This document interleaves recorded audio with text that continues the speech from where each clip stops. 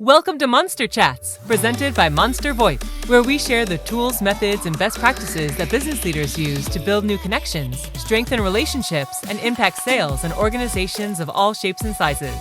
If you have any questions that come up during today's episode, please text them to 424-378-6966. Please welcome the founder of Monster VoIP, your host, Colin Mitchell. All right. On today's episode, we're going to be talking with Steve Nudelberg of On the Ball Ventures. Steve and I are going to be talking about sales process, business development, and personal branding. I'm Colin Mitchell, the founder of Monster VoIP and your host of Monster Chats. Steve Nudelberg is the host of Confessions of a Serial Salesman, the podcast, and is a speaker, sales trainer, and author. Steve's core philosophy is to ignite individuals and teams by enhancing their awareness about small yet powerful changes they can make to instantly sharpen individual performance. Welcome to the show, Steve. How you doing? Thank you, sir. It's a pleasure to be here. I've been following your exploits, and so congratulations. I always love to see young entrepreneurs making their way through it, man. So congratulations. Yeah, thank you so much. Appreciate that. So, before we get started, which we're going to be talking about today, small but powerful changes that can ignite individuals and teams, your sales process, and how to take on business development, as well as some tips for personal branding. But before we jump in, tell us a little bit about yourself and your story and kind of how you got to where you are today. Awesome. Yeah, so I appreciate the opportunity. So I've been in sales for 40 years. So I've seen all of the trends and all of the different things that have happened to the sales environment. And for me, the one common denominator through all of it has always been the people. And I've enjoyed meeting people, getting to know them. I'm insatiably curious about what makes people tick, what makes their passions.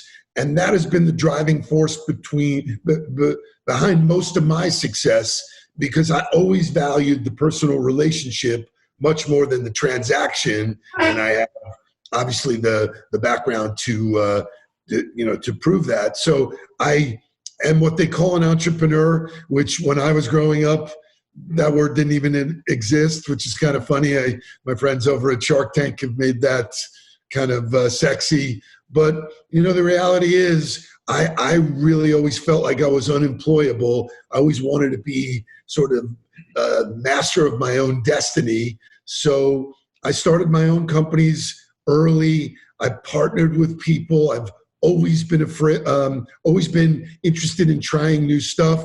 And I think the overriding thing for me, and one of the things when I stand up in front of audiences and speak, is the reason why I've been successful is I've been willing to fail more than anybody. So, it's not, I don't have any secret sauce. I don't have any, magic potion. I think that there are people in the training space that want to come in and say, bam, bam, bam, pay me this money and I'll fix everything.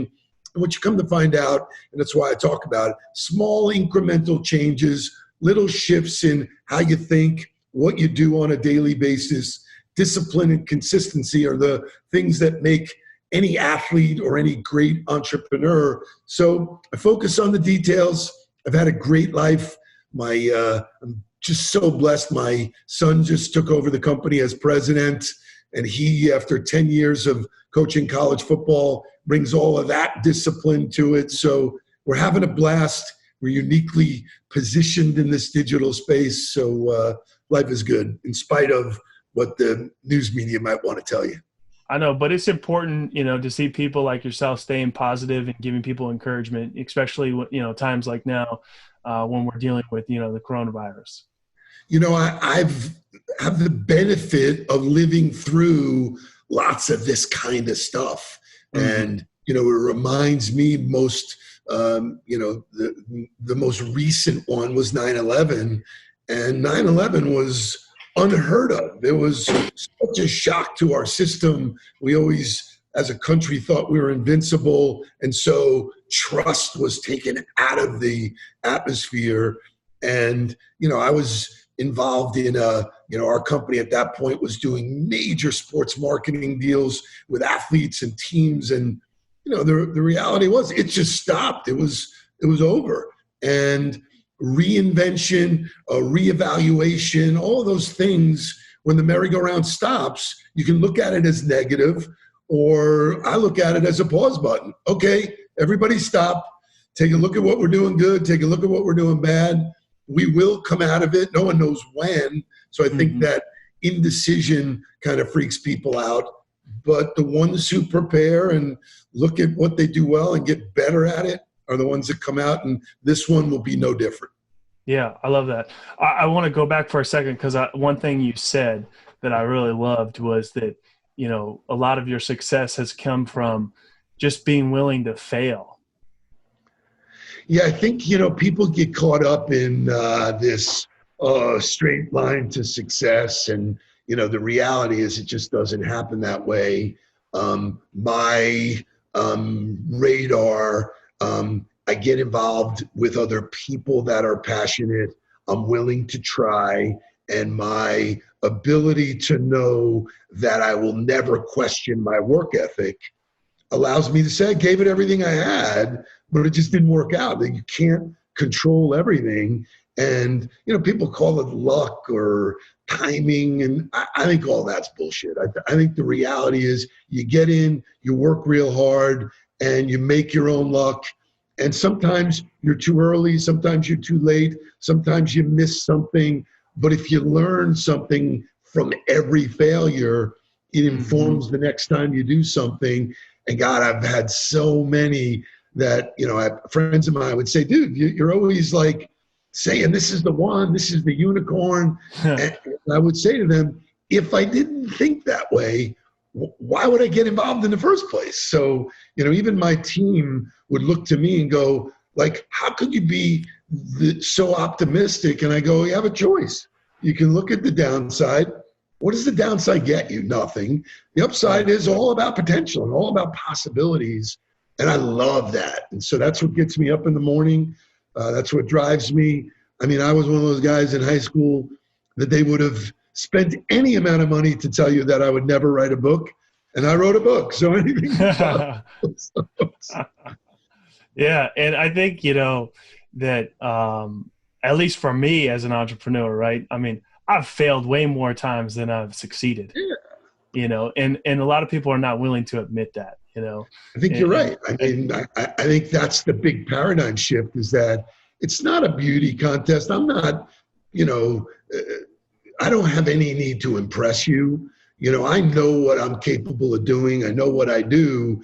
And so owning those failures and figuring out why I failed is part of the journey. It's been fantastic. And I will tell you that my audiences and my clients relate to that in such a great way, because I don't go in there saying, listen, I have a crystal ball. I know how to fix everything. I'm going to do what I think is best always.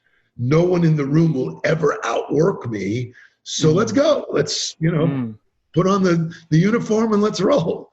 And that's got to be quite different than a lot of trainers in your space. I mean, I think a lot of people go to a trainer or a consultant thinking like, hey, this guy's supposed to have all the answers and there's supposed to be this straight path to success.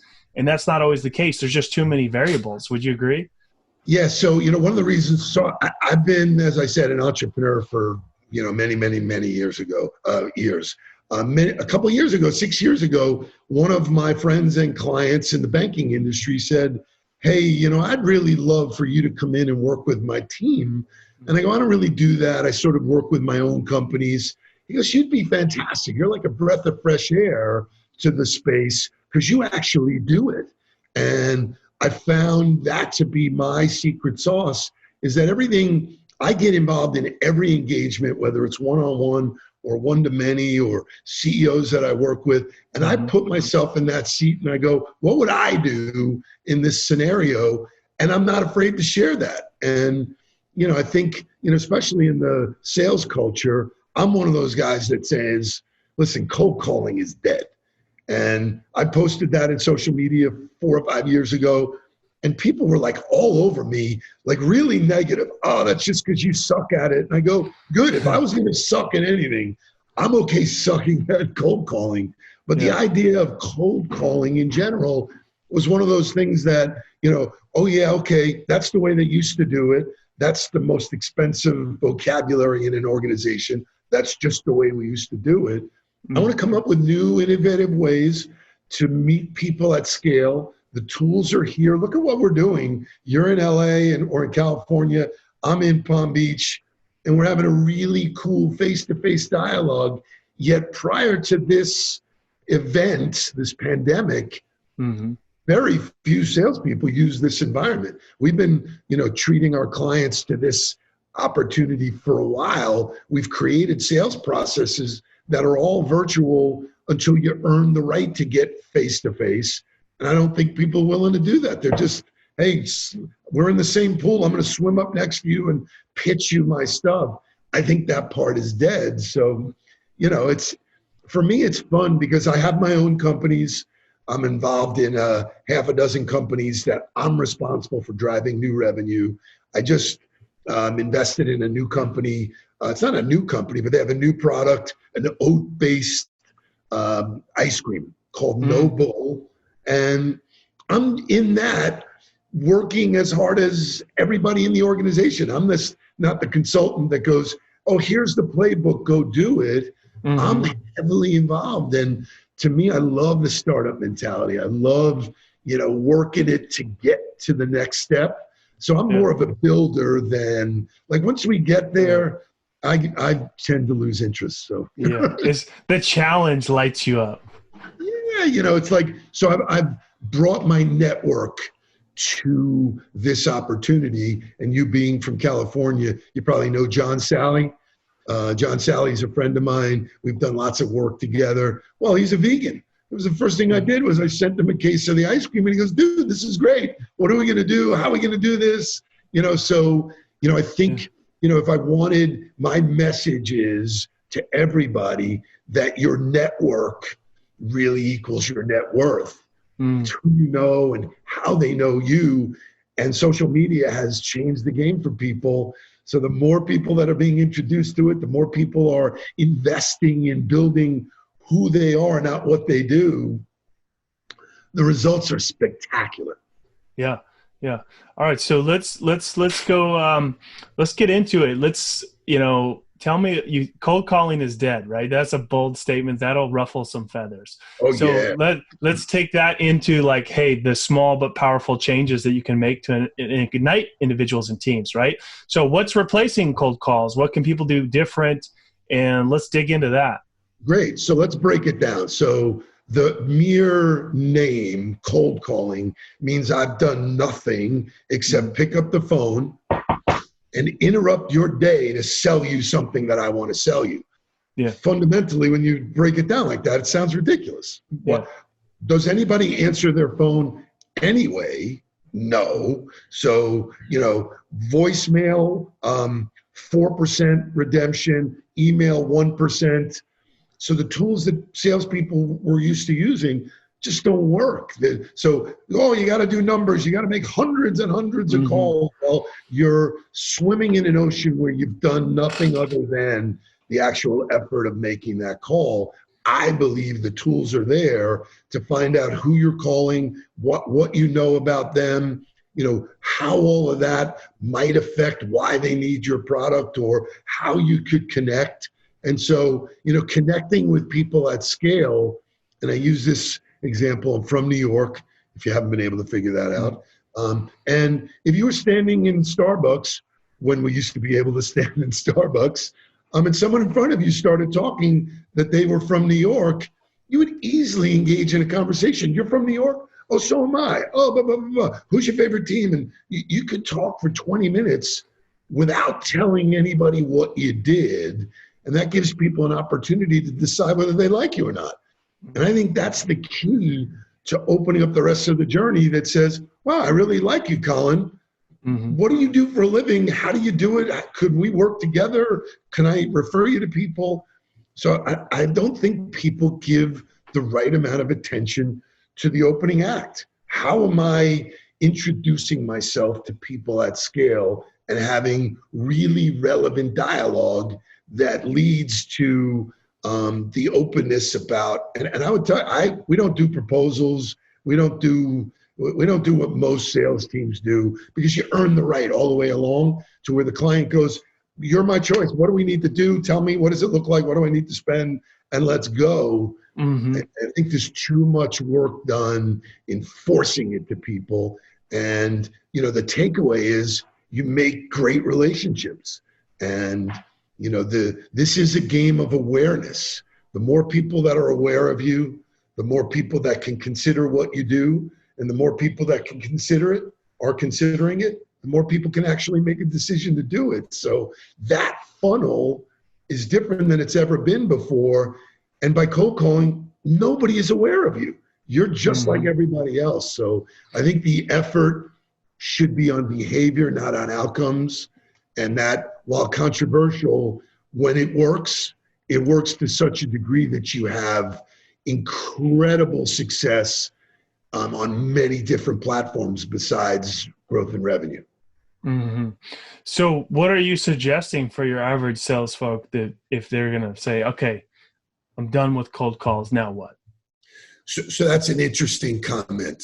So we never recommend to anybody to move from one to the other. We believe that there's a bridge. So whatever activities you're doing now, you can't just stop doing that. You got to start investing in other ways to do it, and then migrate yourself when you have success.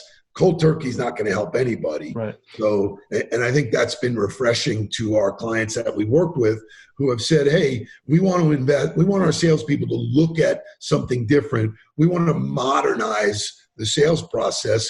How do we do that without creating a stopgap, if you will, or stop right on now? And so it's migration. And so using new tools, getting more comfortable with them. Video is really, really popular. Zoom is really popular. The mindset of how do I create relationships at scale is a very deep investment in LinkedIn, Facebook, all of the social media channels. How did you and I meet? We met through LinkedIn. Right. So, that doesn't happen in the real world as much as it can happen here. So, and how did you want to create a relationship with me? Because you got to see who I am. Right. Right. So, where most salespeople are pushing the boulder up the mountain every month going, oh my God, where's my next deal going to come from? Healthy pipeline development comes from meeting people at scale and developing massive amount of relationships. And it's fun. That's why they call it social. Yeah. And, to go back to video, right? There's something that, sales professionals should know is you got to turn the camera on. Doing a Zoom with the video off is not doing you any justice. Correct. I mean, I consult a lot of sales professionals, CEOs who say, well, I'm already using LinkedIn. I got it all down. And I'll go look at their posts and I'll go, well, there's one major thing missing from this. And they'll go, what? And I'll go, you.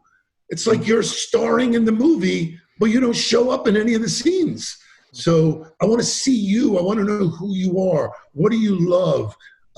Whatever your passions are, could you imagine being able to do business with people who had the same passion? Wow. Right. So I'm a football guy, love football, professional. Both of my boys have been in college football coaching. I'm a Gator. That either starts a conversation or ends a conversation. There's always that, oh my God, like when I talk to people from Georgia, it's the first thing I start with. I go, oh, you're a Bulldog. We're never going to get along. Great. That's a whole different conversation than, hi, can I talk to you about my product, please? Yeah. So I don't pitch. I don't believe in pitching. I become friends with people. I uncover pain. And if I'm capable of helping them, solve it, I do. Most of the time, I can't, but I can refer them to somebody who can. Wow, there's a real stunner. I know. I reach out to people and I say, who can I introduce you to help your business? And they go, what are you talking about? I go, legitimately. Who? And they'll get offended. Yeah. What do you mean you want to introduce? I know a lot of people. I'm heavily invested in my brand on social media. Tell me who you want to meet. And they go, what's the catch? Yeah. I know. The trust factor isn't there. It's people are shocked when you just genuinely want to help them, because it's not normal. It's not the norm, So when I was building one of my first big businesses, I taught all of my salespeople to earn the right to be one of the choices when they made a decision to buy in our category, cell phones. And they were like they had a hard time digesting. What do you mean? You don't want me to sell it today? I go, no, because people can smell when you're trying to sell it. Just be informative and just make friends and say, listen, I just want to leave here knowing that when and if you ever make a purchase, we're one of the decisions. And the weight would leave out of the room. People would be so excited and so great. So for me, and I write about it in my book, one of the rules in my book is give to get. So I would sit down in front of decision makers then. I do it consistently now. Tell me a little bit about your business, Colin. What's your sweet spot? What's your dream client look like? I don't know, maybe I know somebody that I can introduce you to. The minute I introduce you to somebody that can be a client of yours, you will never, ever forget me forever. Just never happen. Whether we do business or not is irrelevant, but you'll never forget me. And anytime that the opportunity comes up where someone's talking about what I do, you go, you know what, you should talk to this guy, Steve. So the world is very reciprocal. If you put enough out, it comes back. But most people aren't willing to do that. So why isn't there more people doing things that way? Well, there are more people doing it. That's the movement. That's what people are moving to. It's a smaller percentage than the masses.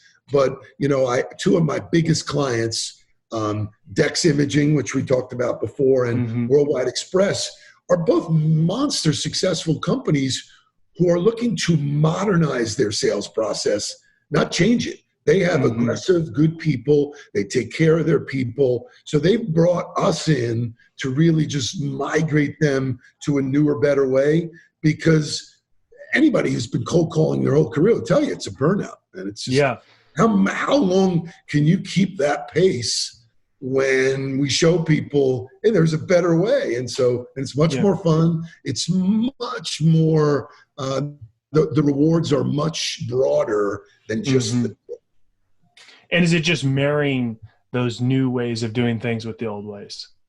So it's very process driven. So I gave that to my boys, discipline. They took it to college football. Now my older son is bringing it back to us. How to evaluate, and they keep score, and there's grading and all like that. So he's bringing that back to the sales world, which I'm really excited about. But it is a fusion of old school. I was brought up in the retail world. My grandfather was the best trainer ever because he kicked my ass. If I didn't do something right, he was all over me, man.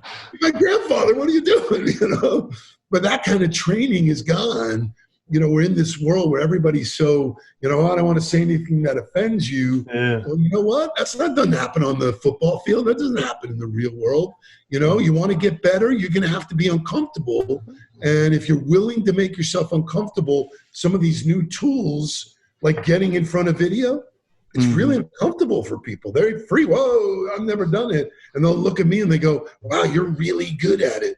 I sucked in the beginning. You just get better if you do it more. So, I think if you really look at yourself and say, am I willing to push myself to a place where I'm uncomfortable? That's where the goodies are.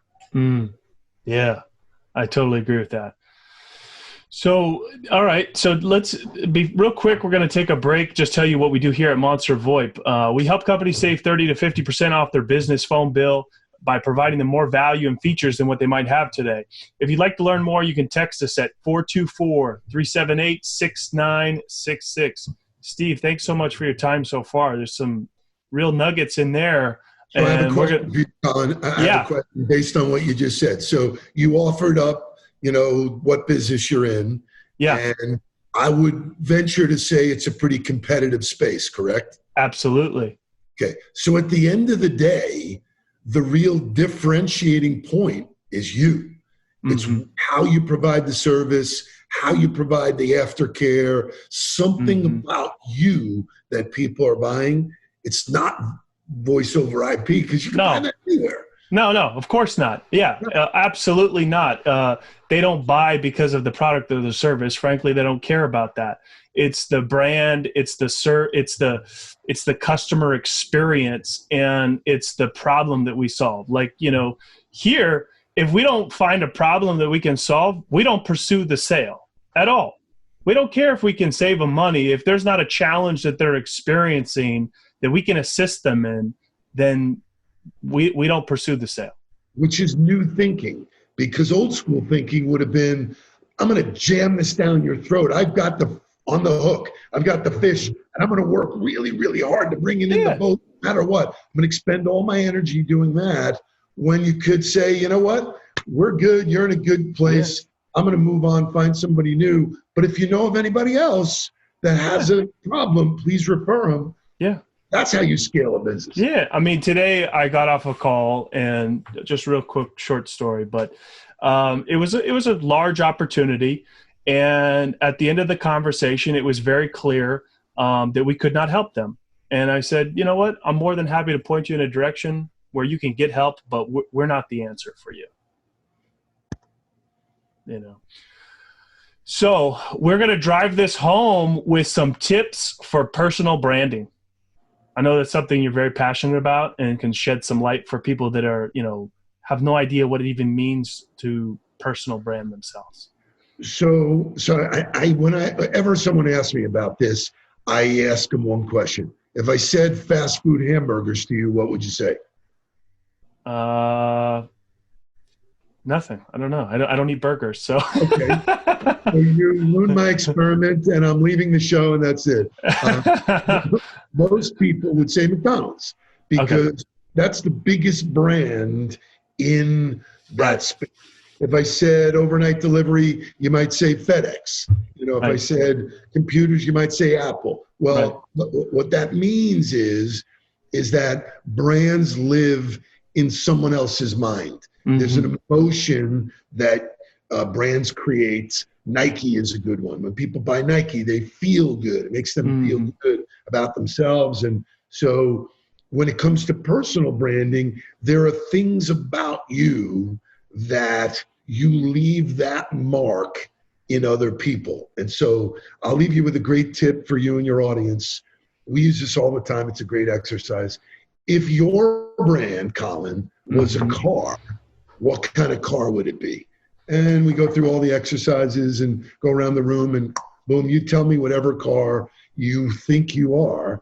And I would say, doesn't matter. And you would go, what do you mean it doesn't matter? Because what you should do is go ask all of the people that are closest to you, if my brand was a car, what would it be? So whatever brand you think you are, doesn't really matter. It matters what they think. And if those don't match, then you're not aligned, and you think you're something like, and we hear people say it all the time, I'm a Maserati. All right, great. Well, listen, if your clients and friends and wife think you're a Pinto, what I mean? Yeah. Or a Prius, maybe a Prius. Doesn't make being a Pinto bad, because branding, especially personal branding, is genuine and authentic. It's basically sharing with people who you genuinely are, because if I am introduced to your brand and my expectation is something, and then I meet you and you're not that, trust is gone, I'm out. Never buying from you again. Right. So, I'm okay with people saying, I don't like that guy at all. Fantastic. Great. For me, I don't need to spend any time with you. I'm going to just spend time with people that do like me. Yeah. And in sales, it's a numbers game anyway. No one said I would sell everybody. God, if I sell 3 out of every 10 people, I'm in the Hall of Fame. So all of this brand mentality is, who are you genuinely? Who are you authentically? How do you live? What do you love? I am legitimately a high energy guy. My book is authentically my process. I wake up every day at 3:30. I do certain things. I think certain things. I'm a Jet fan. I throw that out there. Me and Gary V suffer every Sunday. But those are things that you can't fake. So it's not, once you find that out about me, they're all pillars of, wow, I really like this guy. In most cases, people say, man, you have more energy than anybody I've ever had. That's a training. That's a mental conditioning that says and I write about it in the book. How do I show up? How do I live my life every day? I don't live my life with my head up my ass. I just don't do it. None of the magic happens that way. I'm here. I'm showing up, good or bad. If it's raining, okay, it's raining. It's my fault. I don't blame anybody. I don't live a life of excuses. That is very intimidating to some people. They go, oh, he's way too strong, way too loud. Great, fantastic. Some people like vanilla, some people like chocolate. Yeah. So, all right, I love that exercise. So let's talk about that for a second. So you ask them what type of car they think they are. Then they ask their friends or closest customers what, car they would, say they are. Now, how do they, if they're not being authentic online and they're portraying that they're this fancy car, but authentically they're not, how do you work on that? So we have all kinds of exercises that make people get in touch with who they really are. One of them is list the 25 adjectives that people have used in your life to describe you. Whoa. The 25 is a lot, but it's a journey. So we get them thinking about, think about call a recent client and say to them, hey, listen, thanks for your business. I'm doing a marketing exercise. If my brand was a car, what would it be and why? How do you see me? Because if you can duplicate that, they bought you. They drank the Kool-Aid already. They already know they made a decision on you. So why are you trying to be a Jaguar when you're not, man? You're a Ford. Right. Be proud to be a Ford. Built tough. It's okay. Whatever you are. Yeah. When we hired people in our organization, we did it for years. We did that exercise because ultimately we found success that people that thought like we did or thought about the company the way we did. And so people would ask us, well, what were you? We were BMW straight through and through. And they go, well, why BMW? Well, and sometimes it's easier to find out what you're not. We're not Mercedes, too stuffy, older brand, sort of not that. We're not Audi yet. Audi's a little bit more technology and stuff like that. But we're a premium brand, high performance. We're a machine. That's how our company operated. And if you understood that, that informed what the culture would be like. And people self-deselected. I don't want to be in that. That's too fast, too forward. I don't want to do that. Great, fantastic. I'm not selling you the job. You're qualified. But so all of this is culture, and all of this works together in a way that you still have individuals, but you sort of have an understanding. Like, I don't hire salespeople based on all being the same. I hire them being genuine. But the company brand lives separately. That has a breath of its own. It wasn't my brand. I separated from that. So it's not easy work. It's simple work, but it's not easy. And when you get people to open up and break down the barriers, they're much more comfortable being who they are. And then it's very genuine, and just be who you are, because that's what people are buying from you anyway. So you can find this a lot in banking. People buy the banker, not the name on the door. Oh, our bank changed names. It got bought by somebody else. Okay, I don't care. I'm doing business with you. If you left and went across the street, I'm doing business with you. I think that's really empowering to salespeople who get it, who know that they can build their own voice. We use a term called excess share of voice. I have a pretty big voice on LinkedIn, and people go, wow, man, you're like all over it. Every time I open up, you're there. It's by design. So, to pull the whole thing together, our whole conversation, it is incumbent upon the sales universe to market themselves, not for the company to market them. And that's generally where people went to work for a company. They develop leads through their advertising or yellow pages, whatever. Here's the good leads. Well, that day is over. Not happening again. You got to market yourself with them on your backpack. And that's where great success is. And I don't think it's ever been easier. I don't think it's ever been more fun. We have this little blip in the map. I posted a video that was hugely received because I said, if you are asking yourself the question, should I be prospecting during this time? My answer is hell yes. There's never been a better time to offer yourself as a resource, offer help, meet new people. The minute you start selling, you look like a moron. So stop selling, start being genuine and solving problems, and that's where all the success is. Yeah, I love it. So I'm guessing there's got to be some disconnect between the car that they think they are, the car that their customers say they are, and the car that they really are. Not so much. You see, there is more alignment now. I think people are more aware of who they genuinely are. But it's always a fun exercise because there's always someone who is completely disconnected and can't see it. Everybody else in the room can. Or more importantly, when they ask me what kind of brand, they say, hey, well, what about you? And someone would say, well, I don't know. You're like a Prius. Somebody said it at one of my events, and I go, wow, you think I'm a Prius? What did I not do for you? Not that there's anything wrong with the Prius. You get great miles. So it's all fun and tongue in cheek, but I'm clearly not a Prius. So it's just fun. It's very engaging. I find a lot of the sales professionals we work with take the exercise and go back to their existing clients and have fun with it. Hey, I'm doing this exercise. What do you think? It's a great way to stir up conversation. But at the end of the day, the people who are still selling, and I love when I hear this, well, here's 101 ways to close the deal. And I'm like, seriously, man, and this is what totally sends them off. They'll go, okay, well, when does the close happen? In the first 3 seconds. Everybody watching this in the first 3 seconds said, this is a guy I want to listen to or not. And either way, it's okay. But that's real. That's genuine.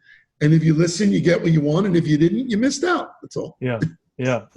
And I'm sure there's some ways to be able to be more in sync with that, right? Like, I like it when prospects say no, because then I don't have to waste my time. Right? I can move on. And you don't spin your wheels, right? So if you can find a way to make that value prop quicker and find out, hey, do they want to do business with you or not? Well, so I have 2 answers to that. Number one is I spend time building the relationship, and people say, when's the right time to move? You know when it's the right time to move it along in your pipeline. But when I do move it along, I tell them straight up front, Colin, listen, it's been great getting to know you. You're a great dude. You and I can have beers after 5 o'clock any day. I just want to let you know it's A-okay for you to say no to what we were talking about. Go, what? Hey, I'm not going to be offended. It's going to be really good. So let's just remove that as a barrier to us being friends. If we can work together, and that's great. And if we can't, just say no, it doesn't fit. You'll never hear from it again. We'll still be friends. And people go, I've never heard of anybody doing like that. Why? Why don't you remove the pressure? Because where the bog down is in most sales processes is someone's afraid to hear no, and the other person doesn't want to say no. So this stalemate of non-return calls and months of keeping it in your pipeline, I do it right up front. Hey, listen, way cool if you say no. As a matter of fact, the earlier the better. No, not now, whatever that stuff is cool with me, because then we're up front. We're going to start out being honest with each other, and you never know where that'll lead. And people just aren't willing to do the work to do enough of those. They hang on to stuff in their pipeline that goes, oh, well, they may close. Come on. Yeah. They weren't going to be a deal from the start. I love that. It's such it goes against everything that they've been taught their whole career, right? So it's such a new way of doing things. But the hardest part is unlearning. that this learned behavior for so long. So I love people who are just getting in the game, rookies, just getting in. People find my book, call me, hey, I just got started. I implemented a few rules. Will you spend a few minutes with me? And I say yes. And they go, wow, I can't believe you said yes. And I'll go, didn't you ask me to spend a few minutes with you? I was like, wait a minute. They go, yeah, well, most people are full of it. No, call me. What is it going to take 2 minutes out of my life to steer you in the right direction? Maybe we become friends. You just never know. Right. So, that's how I spend my time. Awesome. That is fantastic. We are just about out of time. Steve, thank you so much for your time and your investment. Welcome to the Monster Chats community.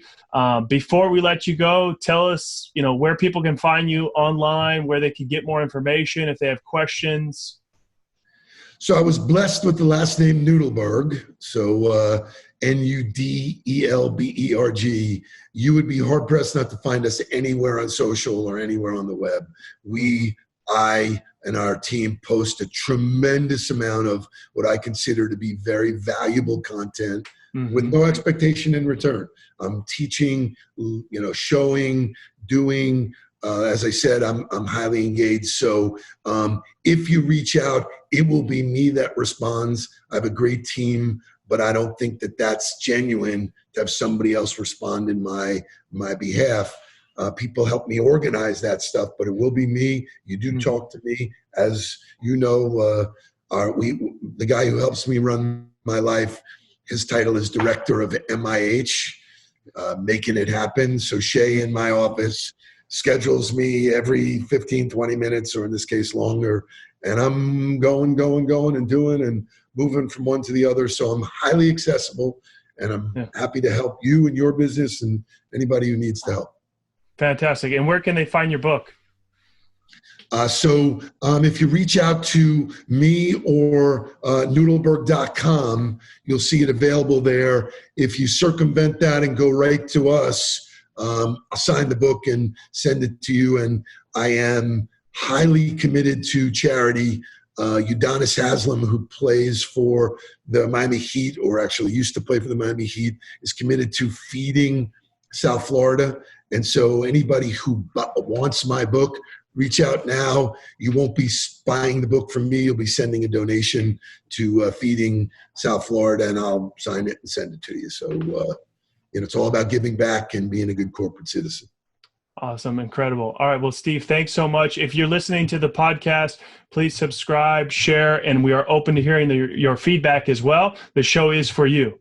Thanks again, Steve. Thank you for tuning in for another episode of Monster Chats, presented by Monster VoIP, where we share the tools, methods, and best practices that business leaders use to build new connections, strengthen relationships, and impact sales in organizations of all shapes and sizes. If you have any questions from today's show and want to reach us directly, please text your question to 424-378-6966.